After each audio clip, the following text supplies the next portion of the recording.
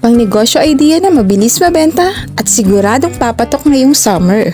Try mo na to. Pwede mo itong ibenta sa abot kayang halaga. Ganito lang yan.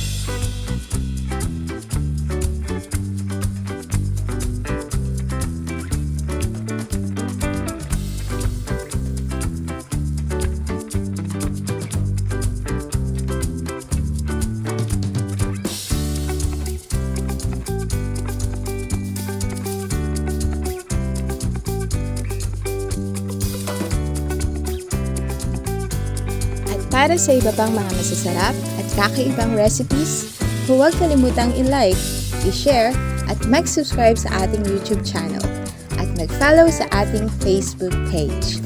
See you po on our next delightful recipes!